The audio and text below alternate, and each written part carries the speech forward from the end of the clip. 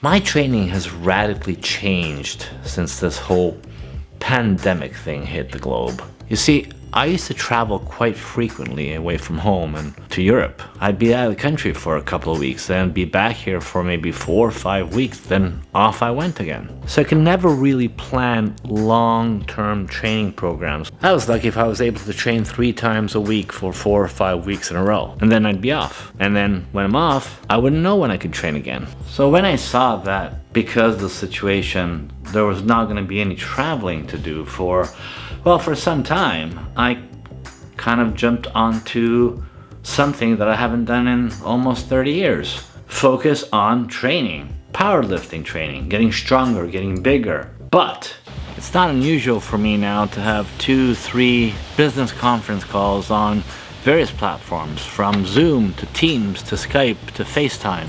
And because I work with Europe, I'm 6 hours behind. And that posed a problem with my training program. See, my ideal time to train is 10:30 in the morning. That's when I really feel hyped about my training. But I found myself waking up at 6 o'clock in the morning, knowing that I'm going to train at 10, and really not accomplishing anything because I'm focused on my training. That's all I'm thinking about. I'm not going to start any long job endeavor, or certainly not have a conference call that I know might last 2-3 hours. I'm only focused on my training. My mind is not in work.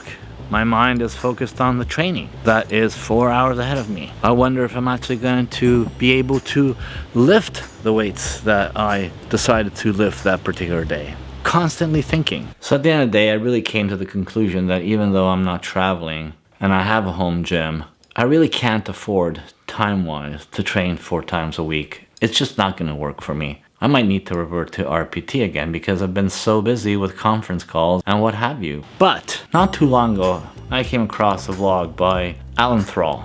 He's a power lifter, strongman out in California. And he highlighted why he trains super early in the morning and all the advantages of it. It's nothing really that I didn't know already. I do it when I travel, or when I used to travel anyway, but I've never done it on a regular basis. It was like a sporadic thing to get up at 4 o'clock in the morning and hit the gym at 5:30.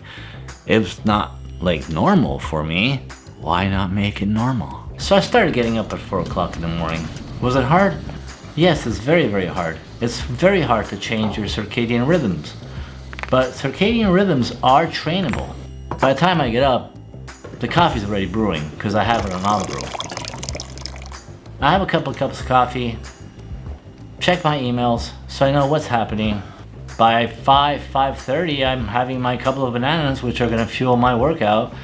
And by latest 6 a.m., I'm in the gym. Sometimes even earlier than that. By 7:30, I'm done. I'm heading towards the shower. I get nice and clean. I get dressed. I have some breakfast. And by 8:30 latest, I'm sitting at my desk. I'm showered. I'm shaved. I'm clean. I'm fed. And I'm ready to start my day.